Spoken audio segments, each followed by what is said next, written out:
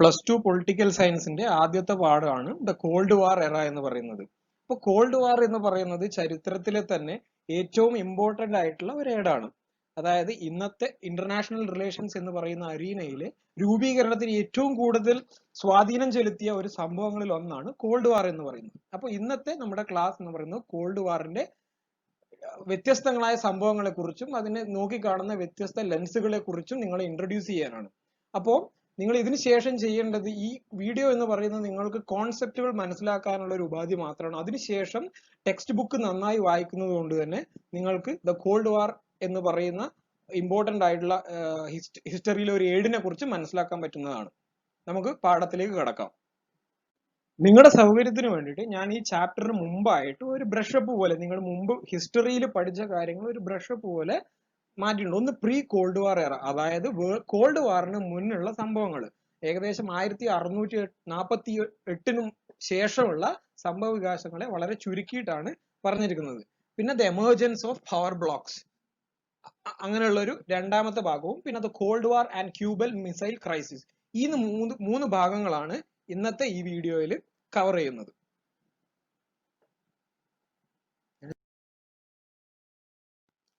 Pre cold war എറയിലെ ആദ്യം discuss ചെയ്യുന്നത് 1648 treaty of Westphalia ആണ്. Treaty of Westphalia introduce the concept of state sovereignty after 30 years war between European powers. First we should know what is 30 years war. 30 years war എന്ന് പറയുന്നത് യൂറോപ്പിലെ അന്നുണ്ടായിരുന്ന empires തമ്മിലുള്ള war ആയിരുന്നു. Initially it started as a religious war. റിലീജിയന്റെ പേരുള്ള ഒരു വാർ start ചെയ്തെങ്കിലും പിന്നീട് അതിന് പൊളിറ്റിക്കൽ ഡയമെൻഷൻസ് വന്നു. ഈ വാർ എൻഡ് ചെയ്യാൻ വേണ്ടി 1648 യൂറോപ്യൻ പവേഴ്സ് സൈൻ ചെയ്ത ട്രീറ്റിയാണ് ട്രീറ്റി ഓഫ് വെസ്റ്റ്ഫാലിയ. ഈ ട്രീറ്റി ഓഫ് വെസ്റ്റ്ഫാലിയ ആണ് സ്റ്റേറ്റ് സോവറിനിറ്റി എന്ന് പറയുന്ന ഒരു കോൺസെപ്റ്റ് കൊണ്ടുവന്നത്. പരമാധികാരം ഓരോ സ്റ്റേറ്റിനും ഇൻവെസ്റ്റഡ് എന്ന് പറയുന്നത്. ഒരു സ്റ്റേറ്റ് മറ്റൊരു സ്റ്റേറ്റിനെ ഒരു തരത്തിലും ഇന്റർഫിയർ ചെയ്യാൻ പറ്റത്തില്ല എന്ന് പറയുന്ന ഒരു കോൺസെപ്റ്റ് വന്നത് 1648 ട്രീറ്റി ഓഫ് വെസ്റ്റ്ഫാലിയോട് കൂടിയാണ്. അടുത്തത്, ഇതിനുശേഷം ഇതേ സ്റ്റേറ്റ് സോവറിനിറ്റി കൊണ്ടാണ് 1917 വരെ ലോകം നീങ്ങിയത്. ഈ സ്റ്റേറ്റ് സോവറിനിറ്റി ഓട്ടോമാറ്റിക്കലി നാഷണലിസം എന്ന് പറയുന്ന ഒരു കോൺസെപ്റ്റിലേക്കും തുടർന്ന് അത് എക്സ്ട്രീം നാഷണലിസം ആയിട്ട് രൂപാന്തരപ്പെടുകയും ചെയ്തു. ഈ എക്സ്ട്രീം നാഷണലിസം ആണ് വേൾഡ് വാർ 1 കാരണമായത്. നിങ്ങൾ ഓൾറെഡി വേൾഡ് വാർ 1 കുറിച്ചും അതിന്റെ മേജർ ഇൻസിഡൻസിനെ കുറിച്ചും കോസിനെ കുറിച്ചൊക്കെ നിങ്ങൾ ഓൾറെഡി പഠിച്ചതാണ്. അപ്പൊ 1917 മുതൽ 19 വരെ ലോകത്തിൽ നടന്ന ഒരു ടോട്ടൽ വാർ ആണ് വേൾഡ് വാർ. അപ്പൊ എന്താണ് ടോട്ടൽ വാർ? ടോട്ടൽ വാർ എന്ന് പറയുന്നത് സാധാരണ യുദ്ധങ്ങള് മിലിറ്ററി ടു മിലിറ്ററി ആണ് ഉണ്ടാവുക. ഇന്ത്യ പാകിസ്ഥാൻ മിലിറ്ററി, അല്ലെങ്കിൽ ഇപ്പോൾ നടക്കുന്ന ഇന്ത്യ ചൈന മിലിറ്ററി വാർ ആണ്. ടോട്ടൽ വാർ എന്ന് പറയുന്നത് സിവിലിയൻസ് കൂടി ഇൻക്ലൂഡ് ആയിട്ടുള്ള, വേൾഡ് വാറിന്റെ പല സിനിമകളും നമുക്ക് എടുത്തു നോക്കിയാൽ കാണാൻ പറ്റും, സാധാരണ ജനങ്ങൾ കൂടെ അതിന്റെ തീക്ഷ്ണ ഫലങ്ങൾ അനുഭവിച്ചവരാണ്. So world war 1 was the first total war the world has ever faced.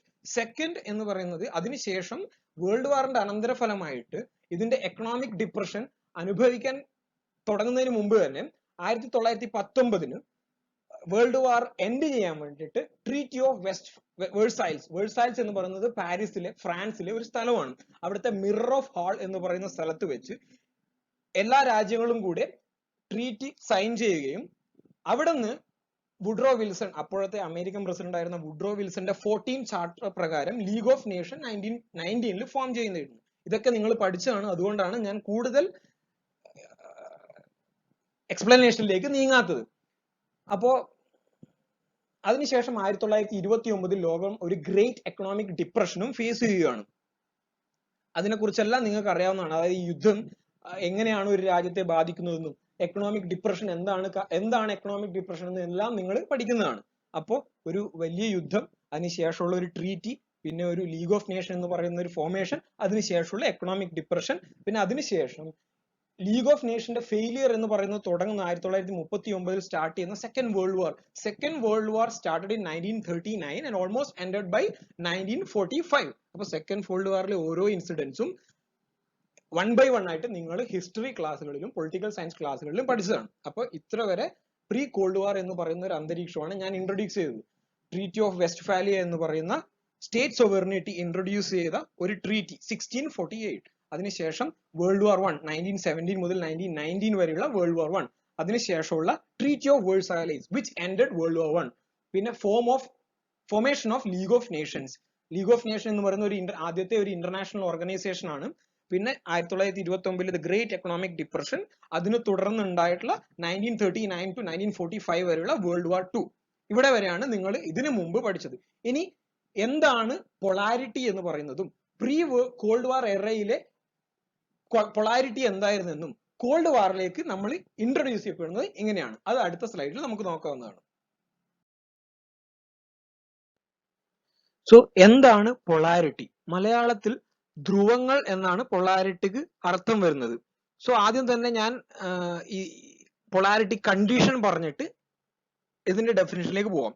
So pre cold war എറയിൽ മൾട്ടി പൊളാരിറ്റി എന്ന് പറയുന്ന ഒരു കണ്ടീഷൻ ആയിരുന്നു. So multipolarity is a distribution of power in which more than two nation states have nearly equal amount of military, cultural and economic influence. ഈ standard definitions നിങ്ങൾക്ക് എക്സാമിൽ direct ആയിട്ട് എഴുതാൻ ഉപകരിക്കും, കോൺസെപ്റ്റ് മനസ്സിലാക്കുന്നതിൽ ഉപരി. സോ മൾട്ടി പൊളാരിറ്റി എന്ന് പറയുന്നതിന്റെ അതായത് പവർ ഈക്വൽ ആയിട്ട് വേൾഡ് കൺട്രീസിനെ ഡിസ്ട്രിബ്യൂട്ടഡ് ആയിട്ടുള്ള ഒരു കണ്ടീഷനാണ് മൾട്ടി പൊളാരിറ്റി എന്ന് പറയുന്നത്. ഇത് പ്രീ കോൾഡ് വാർ എറയിൽ ഉണ്ടായിരുന്ന ഒരു പവർ കണ്ടീഷൻ ആയിരുന്നു. സോ അപ്പോ ഒരു എക്സാമ്പിൾ നമുക്ക് ചിന്തിച്ചു നോക്കാം. പ്രീ കോൾഡ് വാർ, അതായത് ഒന്നാം ലോക മഹായുദ്ധം, രണ്ടാം ലോക മഹായുദ്ധം, ആ സമയത്ത് വേൾഡിലെ പ്രോമിനന്റ് ആയിട്ടുള്ള പവേഴ്സ് ഏതൊക്കെയായിരുന്നു? UK, ഫ്രാൻസ്, അമേരിക്ക, ജപ്പാൻ എന്നിവയൊക്കെയായിരുന്നു. ഇവിടെയൊക്കെ എല്ലാ രാജ്യത്തിനും അവരുടേതായ പവർ ഉണ്ടായിരുന്നു. ഐഡിയോളജിക്കലി ആയിക്കോട്ടെ, മിലിറ്ററി ആയിക്കോട്ടെ, കൾച്ചർ ആയിക്കോട്ടെ, എക്കണോമിക്കലി ആയിക്കോട്ടെ. അപ്പോ power was distributed among different countries or States. State ആണ് കുറച്ചുകൂടി ആക്യുറേറ്റ് ആയിട്ടുള്ള ടേം. നമ്മൾ സൊവേർണിറ്റി എന്ന് പറയുന്ന കോൺസെപ്റ്റ് വരുമ്പോൾ സ്റ്റേറ്റ്സ്. ഓക്കെ, സോ മൾട്ടി പൊളാരിറ്റിയിൽ നിന്ന് വേൾഡ് രണ്ടാം ലോക മഹായുദ്ധത്തിന് ശേഷം ആഫ്റ്റർ സെക്കൻഡ് വേൾഡ് വാർ എക്കണോമിക്കലി ഒരുപാട് ഡിപ്രഷൻ അനുഭവിച്ച കൺട്രീസ് ആണ് ജപ്പാൻ, UK, ഫ്രാൻസ് എന്ന് പറയുന്നത്. ഒരു എക്സാമ്പിൾ എടുത്തു നോക്കാം. ജപ്പാനിൽ 1945 ആഗസ്റ്റ് 6-നും 9-നും ആറ്റം ബോംബ് വർഷിച്ചതിന് ശേഷം വളരെ അപകടകരമായിട്ടുള്ള ഒരു എക്കണോമിക് സിറ്റുവേഷൻ ആയിരുന്നു ജപ്പാൻ ഫേസ് ചെയ്തിരുന്നത്. അങ്ങനെ എല്ലാ രാജ്യങ്ങളും ഛിന്ന ഭിന്നമായിരിക്കുമ്പോഴാണ് US-ഉം USSR-ഉം ഒരു വേൾഡ് ഹെജിമോൺ എന്ന് പറയുന്ന ഒരു കണ്ടീഷനിലേക്ക്, വേൾഡ് ഹെജിമോൺ എന്ന് പറയുന്നത് വേൾഡ് മെയിൻ പവർ അല്ലെങ്കിൽ പവർ വെസ്റ്റഡ് ആയിട്ടുള്ള ഒരു രാജ്യം എന്നതാണ് ഹെജിമോൺ എന്നതിന്റെ അർത്ഥം. സോ USSR-ഉം US-ഉം, USSR എന്ന് പറയുന്നത് ഇന്നത്തെ റഷ്യയുടെ പഴയ പേര്, US യുണൈറ്റഡ് സ്റ്റേറ്റ്സ്, ഈ രണ്ട് രാജ്യങ്ങളും തമ്മിലുള്ള ഒരു പവർ റൈവലറി, ഒരു ഐഡിയോളജിക്കൽ റൈവലറി, അങ്ങനെ മറ്റ് ഛിന്ന ഭിന്നമായിട്ടുള്ള രാജ്യങ്ങൾക്കിടയിൽ നിന്ന് US-ഉം USSR-ഉം ഉയർന്നു വരികയും ലോകം ബൈപൊളാരിറ്റി എന്ന് പറയുന്ന ഒരു കണ്ടീഷൻ ഫേസ് ചെയ്യുകയും ചെയ്യുന്നു.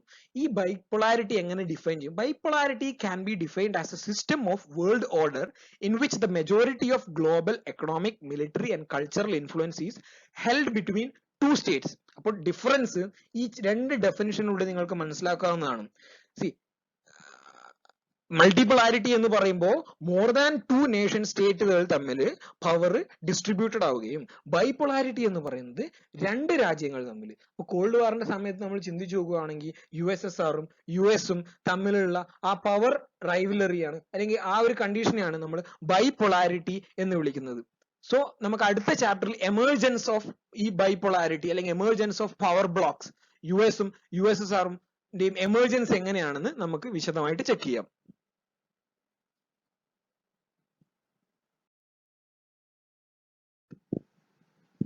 സോ സെക്കൻഡ് വേൾഡ് വാറിന്റെ ഡിവാസ്റ്റേറ്റഡ് ആയിട്ടുള്ള ഒരു കണ്ടീഷനിൽ നിന്ന് US-ഉം USSR-ഉം, അതായത് Union of Soviet Socialist Republic എന്ന് പറയുന്ന USSR-ഉം രണ്ട് മേജർ പവർ ബ്ലോക്സ് ആയിട്ട് എമർജ് ചെയ്തു. The two superpowers were keen on expanding their sphere of influence in different part of the world. ഇതിന്റെ റീസൺ എന്തൊക്കെയായിരിക്കും? First of all, cold war എന്ന് പറയുന്ന ഒരു ഐഡിയോളജിക്കൽ വാർ ആണ്. സോ നിങ്ങളൊരു day to day life example എടുത്താൽ മതി. നിങ്ങളും നിങ്ങളുടെ ഒരു കൂട്ടുകാരനും ഒരു പ്രശ്നം നടക്കുവാണെങ്കിൽ നിങ്ങളുടെ സൈഡിലേക്ക് കൂടുതൽ ആൾക്കാരെ അട്രാക്ട് ചെയ്യാൻ, ഒരു സപ്പോർട്ട് നേടിയെടുക്കാൻ നിങ്ങൾക്ക് ഒരു ഹ്യൂമൻ സൈക്കോളജിയാണ്. അതുപോലെ തന്നെയാണ് കോൾഡ് വാറിന്റെ കാര്യത്തിലും മറ്റ് ചെറുകിട രാജ്യങ്ങളെ അവരുടെ കൂട്ടാൻ വേണ്ടി US-ഉം USSR-ഉം try ചെയ്തുകൊണ്ടേയിരിക്കുന്നു. On the other hand, the smaller states got the promise of protection, weapons, and economic aid against the local rivals from the superpowers.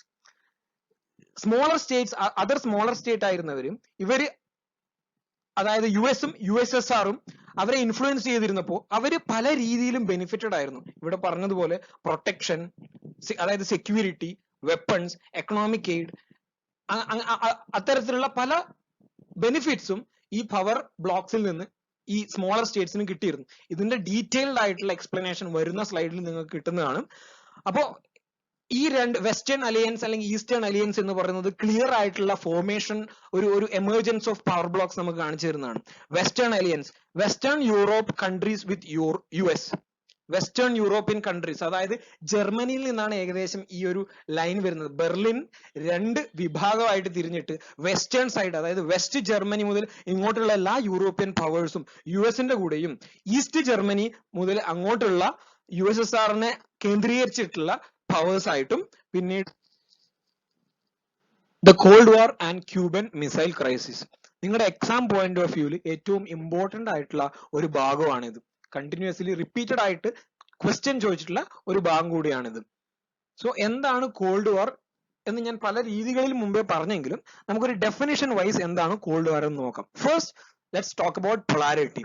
The multi-polarity of the pre-World War II gave way to Cold War bipolarity. So ആദ്യത്തെ called വാറിന്റെ ഏറ്റവും പ്രധാനപ്പെട്ട characteristics ആണ് bipolar condition. ഒരു ഭാഗത്ത് യുഎസിന്റെ അലൈസും മറുഭാഗത്ത് USSRും USSRന്റെ അലൈസും. സോ മറ്റൊന്ന്, cold war was characterised by the ideological battle between capitalism and communism. So ഇതാണ് ഏറ്റവും ഇമ്പോർട്ടന്റ് ആയിട്ടുള്ള കോൾഡ് വാറിന്റെ ഒരു ക്യാരക്ടറിസ്റ്റിക്സ്. അതായത് cold war was an ideological battle. Capitalism എന്താണെന്നും കമ്മ്യൂണിസം എന്താണെന്നും നിങ്ങൾ പഴയ ക്ലാസ്സുകളിൽ പഠിച്ചിട്ടുണ്ടാവാം. Capitalism was put forward by US and communism was put forward by USSR. So ഇത്തരത്തിലുള്ള ഒരു ഐഡിയോളജിക്കൽ ബാറ്റിൽ ആയിരുന്നു cold war. The notion of a Cold War was suggest the condition of neither war nor peace, while World War I and II were considered to be total wars. അപ്പൊ ഞാൻ നേരത്തെ സ്ലൈഡിൽ എന്താണ് total war എന്ന് explain ചെയ്തതാണ്. അതായത് civilians കൂടെ included ആയിട്ടുള്ള വാർ ആണ് ടോട്ടൽ വാർസ്. ലോകം ഇതുവരെ രണ്ട് ടോട്ടൽ വാർസ് ആണ് അഭിമുഖീകരിച്ചിട്ടുള്ളത്, വേൾഡ് വാർ 1ഉം വേൾഡ് വാർ 2ഉം. അതിൽ നിന്ന് വ്യത്യസ്തമായിട്ട് cold war was neither war nor peace. അത് തന്നെയാണ് കോൾഡ്, അല്ലെങ്കിൽ ഒരു തണുത്ത പ്രതികരണം എന്ന് നമ്മൾ പറയുന്നുണ്ടല്ലോ മലയാളത്തിൽ. അതുപോലെ തന്നെ കോൾഡ് വാർ എന്ന് പറയുന്നത് ഒരു വാർ അല്ലായിരുന്നു. It was an ideological battle between communism and capitalism. So realistic എന്ന് പറയുന്ന ഒരു സ്കൂൾ ഓഫ് തോട്ടാണ് റിയലിസ്റ്റ്. ഇവരെ സംബന്ധിച്ചിടത്തോളം ഇവരുടെ അഭിപ്രായ പ്രകാരം കോൾഡ് വാർ ഒരു വാർ അല്ലായിരുന്നു, കോൾഡ് വാർ ഒരു കണ്ടീഷൻ എന്ന് അഭിപ്രായപ്പെടുന്നവരും ഒരുപാടുണ്ട്. പക്ഷെ നമ്മുടെ എക്സാം പോയിന്റ് ഓഫ് വ്യൂവിൽ ചിന്തിക്കുമ്പോൾ മോൾ പറഞ്ഞ കാര്യങ്ങൾ ഞാൻ ഒന്നുകൂടി റിപ്പീറ്റ് ചെയ്യാം. ബൈപോളാർ ആയിട്ടുള്ള ഒരു വേൾഡ് കണ്ടീഷൻ ആണ് കോൾഡ് വാറിന്റെ ആദ്യത്തെ ക്യാരക്ടർ. രണ്ടാമത്തത്, called war was an ideological battle between communism and capitalism. അപ്പൊ നിങ്ങൾക്ക് എക്സാമിന് എഴുതുമ്പോൾ ഒരു 2-3 ലൈനിൽ വാട്ട് ഈസ് കമ്മ്യൂണിസം അല്ലെങ്കിൽ വാട്ട് ഈസ് ക്യാപിറ്റലിസം എന്ന് എഴുതാവുന്നതാണ്. പിന്നെ അല്ലെങ്കിൽ അതിനുശേഷം വരുന്നതാണ് ടോട്ടൽ വാർ എന്ന് പറയുന്നത്. So cold war world war 1നെയോ വേൾഡ് വാർ 2നെയോ പോലെ ഒരു ടോട്ടൽ വാർ അല്ലായിരുന്നു. It's was completely an ideological battle between capitalism and communism. ഞാൻ ഈ ഒരു സെന്റൻസ് ഒരുപാട് പ്രാവശ്യം റിപ്പീറ്റ് ചെയ്യുന്നതിന് കാരണം തന്നെ അതിന്റെ ഏറ്റവും കാതലായിട്ടുള്ള നേച്ചർ എന്ന് പറയുന്നത് ഇതാണ്. So another important feature of called war was both the power blocks possessed weapon of mass destruction, WMD. International relations അല്ലെങ്കിൽ വേൾഡ് പൊളിറ്റിക്സിലെ ഒരു ഇമ്പോർട്ടന്റ് ആയിട്ടുള്ള ടെർമിനോളജി ആണ് വെപ്പൺസ് ഓഫ് മാസ് ഡിസ്ട്രക്ഷൻ. നമ്മുടെ പേര് സൂചിപ്പിക്കുന്ന പോലെ തന്നെ weapons of mass destruction, simple, weapons with the capacity to inflict death and destruction on a massive scale. ഒരു ആറ്റം ബോംബ്, ഹൈഡ്രജൻ ബോംബ്, ഇതൊക്കെയാണ് വെപ്പൺസ് ഓഫ് മാസ് ഡിസ്ട്രക്ഷൻ എന്ന് പറയുന്നത്. നിങ്ങളൊന്ന് കൺസിഡർ ചെയ്യൂ, ഒരു തോക്ക് കൊണ്ട് നമ്മൾ ഒരാളെ വെടിവെക്കുകയാണെങ്കിൽ നമ്മൾ അതൊരു മാസ് ഡിസ്ട്രക്ഷൻ അല്ല ഉണ്ടാക്കുന്നത്, ഒരു ഇൻഡിവിജ്വലാണ് നമ്മൾ ഹാം ചെയ്യുന്നത്. So weapons of mass destruction എന്ന് പറയുന്നത് weapons with a capacity to inflict death and destruction on a massive scale. ഇതിന് എക്സാമ്പിൾ ആണ് nuclear, radiological, chemical and biological weapons എന്ന് പറയുന്നത്. സോ നമുക്ക് ഒന്നുകൂടി നോക്കി നോക്കാം എന്തൊക്കെയാണ് കോൾഡ് വാറിന്റെ ക്യാരക്ടേഴ്സ്. ഇതാണ് ഇവിടെ പറയുന്നത്. First one, cold war time was characterised by the bipolarity of the world. Second one, Cold War was characterized by the ideological battle between capitalism and communism. And the notion of a Cold War suggests the condition of neither war nor peace. Another important feature of Cold War was both the power bloc possessed weapons of mass destruction. അപ്പൊ ഇതൊക്കെയാണ്. ഇതൊന്ന് order ചെയ്ത് ഇതിലുള്ള ചെറിയ ചെറിയ ഇപ്പം WMD, total വാർ, capitalism, communism, ബൈപോളാരിറ്റി ഇതുപോലുള്ള important terminologies നിങ്ങളുടെ മുമ്പ് പഠിച്ച എക്സ്പീരിയൻസ് വെച്ച് എക്സ്പാൻഡ് ചെയ്യുകയാണെങ്കിൽ നിങ്ങൾക്ക് വളരെ നല്ലൊരു എസ്സേ വാട്ട് ഈസ് കോൾഡ് വാറിൽ നിന്ന് ഉണ്ടാക്കാവുന്നതാണ്. ഇതിനു മുമ്പ് ഇൻട്രോഡക്ടറി ആയിട്ട് നിങ്ങൾക്ക് 1648 ഞാൻ മുമ്പ് പറഞ്ഞ ട്രീറ്റി ഓഫ് വെസ്റ്റ്ഫാലിയ മുതൽ നിങ്ങൾക്ക് തുടങ്ങാവുന്നതാണ്. ട്രീറ്റി ഓഫ് വെസ്റ്റ്ഫാലിയ, ഒന്നാം ലോക മഹായുദ്ധം, അതിനുശേഷം ഉണ്ടാകുന്ന ട്രീറ്റി ഓഫ് വേഴ്സാൽ, പിന്നെ സെക്കൻഡ് വേൾഡ് വാർ, അതിനുശേഷം ഉണ്ടായിട്ടുള്ള കോൾഡ് വാർ, അങ്ങനെ ഒരു പാരഗ്രാഫിലുള്ള ഇൻട്രൊഡക്ഷനും അതിനുശേഷം ഈ കോൾഡ് വാറിന്റെ ക്യാരക്ടറിസ്റ്റിക്സും with the definition for all the terminologies makes a good essay. So അടുത്ത നമ്മൾ പോകുന്നത് Cuban missile crisis which is an important event that has taken place during the cold war. നമ്മൾ ക്യൂബൻ മിസൈൽ ക്രൈസിസ് പഠിക്കുന്നതിന് മുമ്പ് തന്നെ നിങ്ങളുടെ NCERT ബുക്കിൽ ഒന്നോ രണ്ടോ വരികളിൽ റെഫർ ചെയ്തിട്ടുള്ള കുറച്ച് ഇൻസ്റ്റൻസ് അത് നമുക്കൊന്ന് കുറച്ച് ഡീറ്റെയിൽ ആയിട്ട് പഠിക്കാം.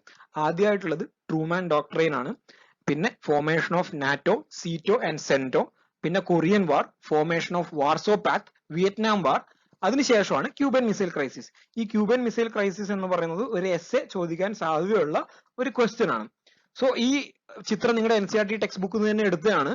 അതായത് പവർ കൃത്യമായിട്ടുള്ള വിഭജനം, അതായത് US-ഉം USSR-ഉം തമ്മിലുള്ള കറക്റ്റ് ആയിട്ട് നോക്കുവാണെങ്കിൽ നിങ്ങൾക്ക് കാണാം ജർമ്മനിയെ പകുതിയായിട്ട് വിഭജിച്ച് ഈസ്റ്റ് ജർമ്മനി എന്നും വെസ്റ്റ് ജർമ്മനി എന്നും എടുത്തിട്ട് റെഡ് ഭാഗത്തുള്ളത് USSR-ന്റെ അലയൻസും യെല്ലോ ഭാഗത്തുള്ളത് US-ന്റെ അലയൻസും ആണ്. നിങ്ങളുടെ NCERT ബുക്കിൽ ഉള്ളത് കൊണ്ട് തന്നെ നിങ്ങൾക്ക് അത് വീഡിയോ കണ്ടതിന് ശേഷം വായിക്കുമ്പോൾ അത് കൃത്യമായി നിങ്ങൾക്ക് നോക്കാം.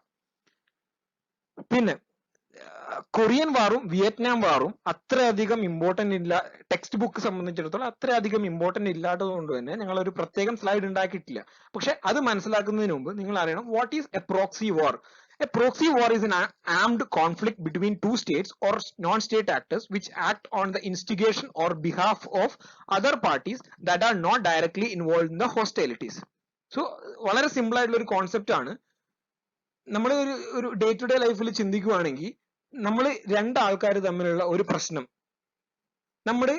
നമ്മുടെ ഫ്രണ്ട്സ്, സുഹൃത്തുക്കൾ വഴി ആ പ്രശ്നം തീർക്കും. അതായത് നമ്മുടെ ഒരു സുഹൃത്ത് നമ്മുടെ ശത്രുവിന്റെ ഒരു സുഹൃത്തിനോട് ആ പ്രശ്നം തീർക്കുന്നു. അല്ലെങ്കിൽ മറ്റൊരു എക്സാമ്പിൾ പറയുകയാണെങ്കിൽ പ്രോക്സി എന്ന് പറയുന്നത്, നമ്മുടെ ഒരു ഫ്രണ്ട് ക്ലാസ്സിലേക്ക് വരികയാണെങ്കിൽ നമ്മൾ പ്രോക്സി അറ്റൻഡൻസ് വിളിക്കുന്നു. അതായത് നമുക്ക് പകരം വേറൊരാള് ചെയ്യുന്ന ഒരു കാര്യത്തിനാണ് പ്രോക്സി എന്ന് ജനറൽ ആയിട്ട് പറയുന്നത്. So proxy wars are armed conflict between two states which act on the instigation or on behalf of other parties.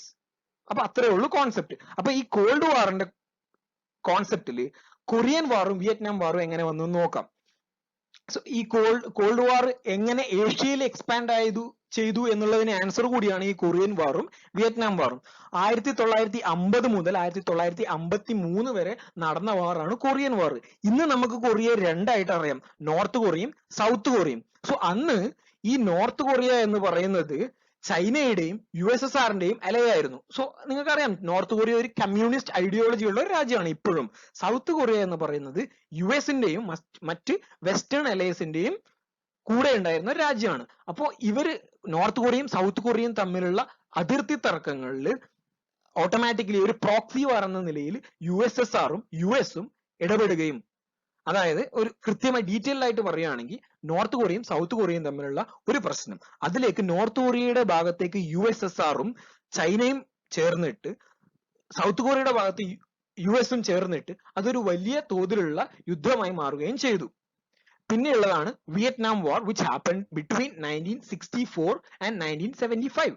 Vietnam വാറിൽ അമേരിക്കക്ക് വൻ രീതിയിലുള്ള ഒരു തോൽവിയാണ് അനുഭവിക്കേണ്ടി വന്നത്. വിയറ്റ്നാമും ഒരു കാലത്ത് സൗത്ത് കൊറിയ പോലെ രണ്ടായി വിഭജിച്ചായിരുന്നു, നോർത്ത് കൊറിയയും സൗത്ത് കൊറിയയും.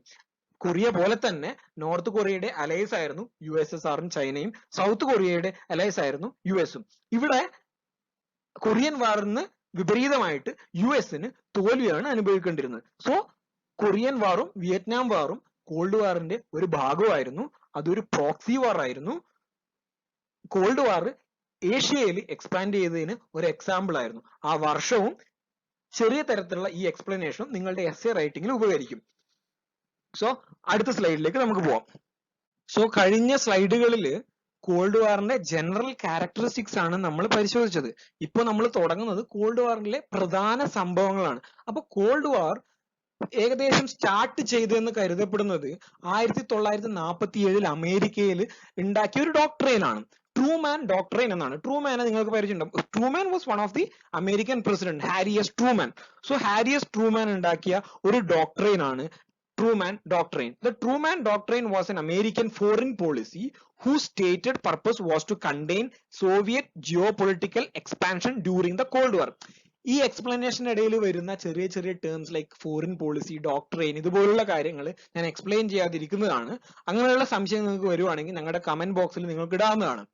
സോ ട്രൂമാൻ ഡോക്ട്രൈന്റെ പ്രധാന കണ്ടന്റ് എന്ന് പറയുന്നത് അലൈസിനെ കൂടെ ചേർക്കുക എന്നുള്ളതാണ്. സോ ട്രൂമാൻ ഡോക്ട്രൈനെ സംബന്ധിച്ചിടത്തോളം ഗ്രീസിനെയും ടർക്കിനെയും മിലിറ്ററി എക്കണോമിക്കൽ എയ്ഡുകൾ കൊടുത്തിട്ട്, ഗ്രീസ്, ടർക്കി തുടങ്ങിയ രാജ്യങ്ങൾക്ക് മിലിറ്ററി എക്കണോമിക് എയ്ഡ്സ് കൊടുത്തിട്ട് അമേരിക്കയുടെ കൂടെ ചേർത്ത് നിൽക്കാനുള്ള ഒരു ഡോക്ട്രൈൻ ആയിരുന്നു ട്രൂമാൻ ഡോക്ട്രൈൻ. അതായത് അവരുടെ പവർ ബ്ലോക്കിന്റെ ശക്തി വർദ്ധിപ്പിക്കുക എന്നായിരുന്നു ലക്ഷ്യം. ഇതിന് ശേഷം ഉണ്ടാക്കിയതാണ് മാർഷൽ ഡോക്ട്രൈൻ. അതുപോലുള്ള ഡോക്ട്രൈൻ ഉണ്ട്. പക്ഷേ കോൾഡ് വാറിനെ സംബന്ധിച്ചിടത്തോളം ഒരു തുടക്കം എന്ന രീതിയിൽ ഏറ്റവും ഇമ്പോർട്ടന്റ് ആയിട്ടുള്ളതാണ് ട്രൂമാൻ ഡോക്ട്രൈൻ 1947.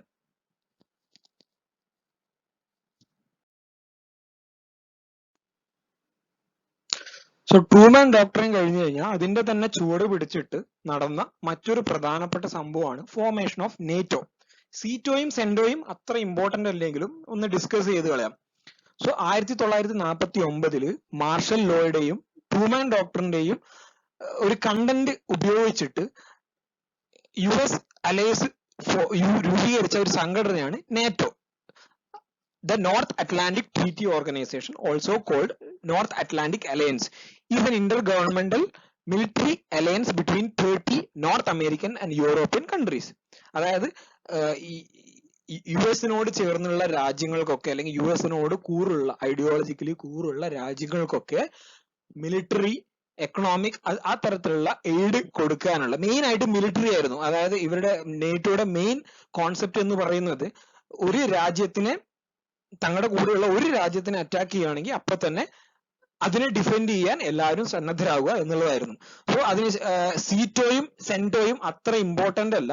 ഇതേ ഒരു അസോസിയേഷൻ അല്ലെങ്കിൽ അലയൻസ് തന്നെ ഏഷ്യയിലേക്ക് എത്തിക്കുക എന്നുള്ളൊരു മെന്റാലിറ്റിയാണ് സീറ്റോയുടെയും സെന്റോയുടെയും രൂപീകരണത്തിന് കാരണം.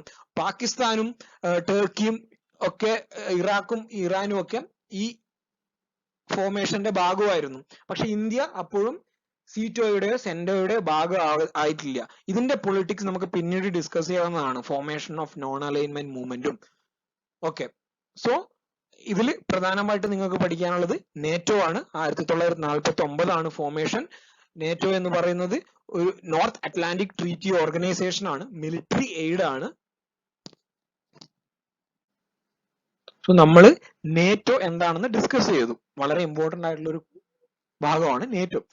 അപ്പൊ നേറ്റോക്ക് കറസ്പോണ്ടിങ് ആയിട്ട് US-ന്റെ ഭാഗം നേറ്റോ എന്ന് പറയുന്ന മിലിറ്ററി ഓർഗനൈസേഷൻ ഉണ്ടാക്കിയപ്പോൾ ഓട്ടോമാറ്റിക്കലി USSRന്റെ ഭാഗത്തുനിന്ന് അതുപോലുള്ള നീക്കങ്ങൾ നിങ്ങൾക്ക് എക്സ്പെക്ട് ചെയ്യാവുന്നതാണ്. സോ വാർസോ പാക്ട്, വാർസോ എന്ന് പറയുന്നത് ഇന്നത്തെ പോളണ്ടിന്റെ ക്യാപിറ്റൽ ആണ്. സോ അവിടെ വെച്ച് ഉണ്ടാക്കിയ ഒരു പാക്ട് ആണ് Warsaw pact.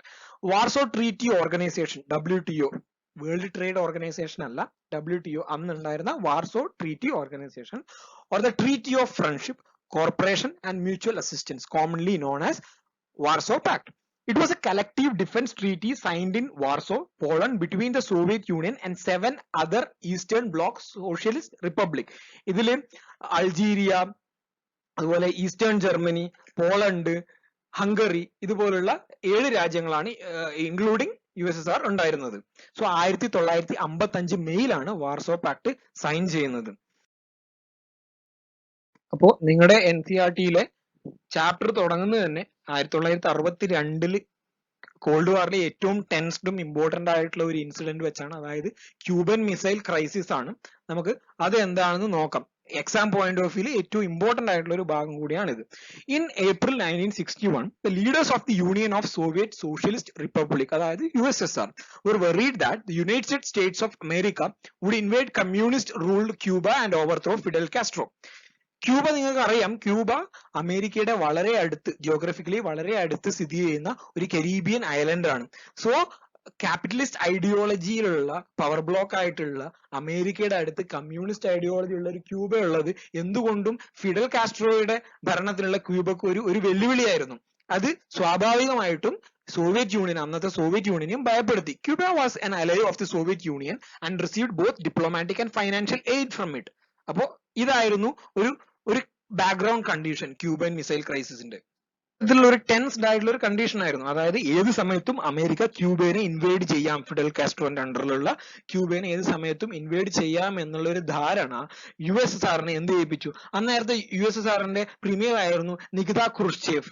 The leader of the Soviet Union decided to convert Cuba into a Russian base. In 1962, he placed nuclear missile in Cuba. അങ്ങനെ നികിത ക്രുഷ്ചേവിന്റെ അണ്ടറിലുള്ള USSR ക്യൂബയില് അവരുടെ ഒരു ന്യൂക്ലിയർ ബേസ് അങ്ങ് സ്ഥാപിച്ചു. അവിടെ ന്യൂക്ലിയർ മിസൈൽസ്, അതാണ് ക്യൂബൻ മിസൈൽ ക്രൈസിസിലെ മിസൈൽ അവിടെ അങ്ങ് സ്ഥാപിച്ചു. So automatically the installation of these weapons put the US for the first time under the fire from close range and nearly double the number of bases or cities in the American mainland which could be threatened by the USSR.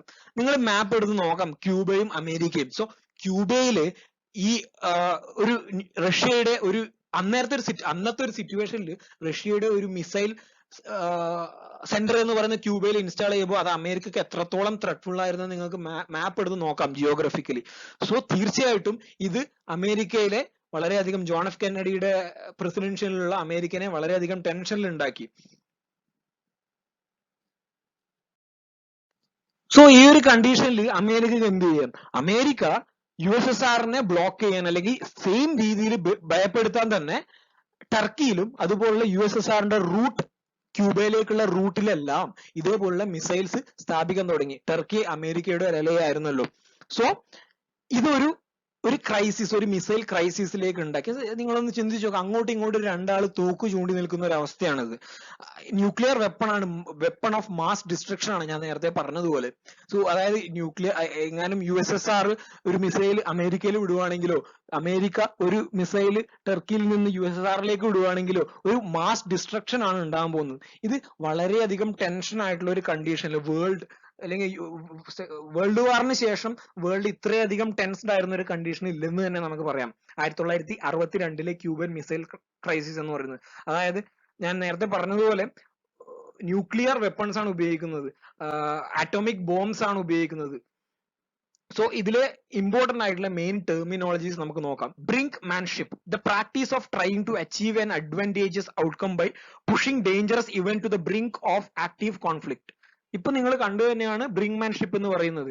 എന്തേലും നേടിയെടുക്കാൻ വേണ്ടി നമ്മുടെ എതിരാളിയെ ഭയപ്പെടുത്തുക, ഒരു ബ്രിങ്ക്മാൻഷിപ്പ്, നമ്മുടെ ഏറ്റവും ഡിസ്ട്രക്ഷന്റെ ഒരു ബ്രിങ്കിലേക്ക് എത്തിക്കുക എന്നതാണ്. അതായത് അമേരിക്കയെ സംബന്ധിച്ചിടത്തോളം 1962 ക്യൂബയിൽ ഇൻസ്റ്റാൾ ചെയ്തിട്ടുള്ള മിസൈൽസ് USSR തിരിച്ചെടുക്കണം. അതിനു വേണ്ടിയിട്ട് USSRനെ ലക്ഷ്യമാക്കിക്കൊണ്ടിട്ടുള്ള അമേരിക്കൻ മിസൈൽ ബേസുകൾ സ്ഥാപിച്ചു. അതാണ് ബ്രിങ്ക്മാൻഷിപ്പുകൾ എന്ന് പറയുന്നത്.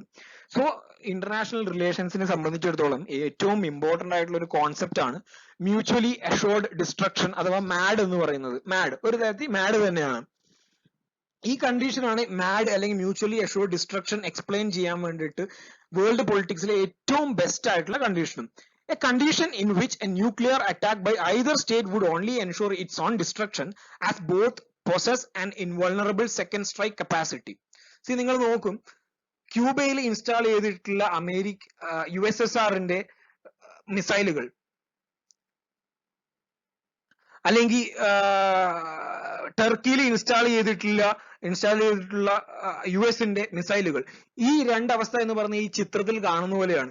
അങ്ങോട്ടും ഇങ്ങോട്ടും തിരികൊളുത്തി നിൽക്കുകയാണ്. അതായത് ആരെങ്കിലും ഒരാൾ എന്തെങ്കിലും ചെയ്തു കഴിഞ്ഞാൽ ദ അതർ എൻഡിന്റെ കംപ്ലീറ്റ് ഡിസ്ട്രക്ഷൻ ആണ് ഉണ്ടാവുന്നത്. സോ അതാണ് മ്യൂച്വലി അഷ്വർഡ് ഡിസ്ട്രക്ഷൻ എന്ന് പറയുന്നത്. സോ ഇവിടെ സെക്കൻഡ് സ്ട്രൈക്ക് കപ്പാസിറ്റി, ഞാൻ ഇപ്പോ സപ്പോസ് ഒരു എക്സാമ്പിൾ പറയുകയാണെങ്കിൽ 1962 ക്യൂബയിൽ നിന്ന് അമേരിക്കയിലേക്ക് ഒരു മിസൈൽ വിടുവാണെങ്കിൽ സെക്കൻഡ് സ്ട്രൈക്ക് കപ്പാസിറ്റി എന്ന് പറയുന്നത് ആ മിസൈലിന്റെ പ്രത്യാഘാതങ്ങൾ അതിജീവിച്ചിട്ട് അമേരിക്കക്ക് തിരിച്ച് ഒരു മിസൈല് ടർക്കിയിൽ നിന്ന് USSRലേക്ക് വിടാനുള്ള കഴിവിനെയാണ് സെക്കൻഡ് സ്ട്രൈക്ക് കപ്പാസിറ്റി എന്ന് പറയുന്നത്. ഈ ചിത്രത്തിൽ കാണുന്ന അതേ അവസ്ഥയാണ് മാഡ് അല്ലെങ്കിൽ മ്യൂച്വലി അഷ്വേർഡ് ഡിസ്ട്രക്ഷൻ എന്ന് പറയുന്നത്.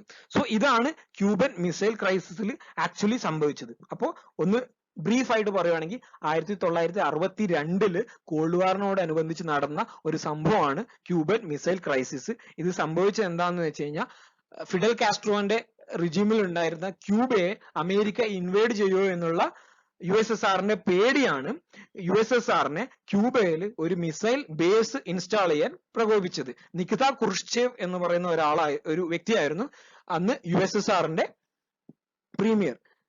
ഇത് സ്വാഭാവികമായും അമേരിക്കയെ ടെൻഷനിലാക്കുകയും ജോൺ എഫ് കെന്നഡിയുടെ നേതൃത്വത്തിൽ USSRന്റെ മെയിൻ പാത്തിലും ഇൻക്ലൂഡിംഗ് ടർക്കിയിലും ഇതുപോലെ മിസൈൽ ബേസുകൾ എസ്റ്റാബ്ലിഷ് ചെയ്ത് മ്യൂച്വലി അഷ്വേർഡ് ഡിസ്ട്രക്ഷൻ എന്ന് പറയുന്ന ഒരു കണ്ടീഷനിൽ എത്തുകയും ഒരു ബ്രിങ് മാൻ ഷിപ്പിൽ എത്തുകയും അവിടെ നിന്ന് ബൈ ലക്ക് എന്ന് തന്നെ നമുക്ക് പറയാം, ബൈ ലക്കില് നമ്മൾ ഒരു വലിയ ഒരു കണ്ടീഷനിൽ നിന്ന് രക്ഷപ്പെടുകയും ചെയ്തു. ഇതാണ് ക്യൂബൻ മിസൈൽ ക്രൈസിസ്. സോ നിങ്ങളുടെ ഈ ചാപ്റ്ററിന് പ്രീ കോൾഡ് വാർ എന്നുള്ള രീതിയിൽ ഞാൻ എക്സ്പ്ലെയിൻ ചെയ്തിട്ടുള്ളത് കാര്യങ്ങൾ നിങ്ങൾ കണ്ടു. അതായത് കോൾഡ് വാറിന് മുമ്പ് ഉണ്ടായിരുന്ന ലോകത്തിന്റെ സിറ്റുവേഷൻ ആയിരുന്നു അങ്ങനെ പറഞ്ഞത്. The emergence of power blocks എന്ന് പറഞ്ഞിട്ട് 2 പവർ ബ്ലോക്സ് USSRന്റെ അലൈസും US അലൈസും എങ്ങനെ ഫോം ചെയ്തു എന്ന് നമ്മൾ പരിചയപ്പെട്ടു.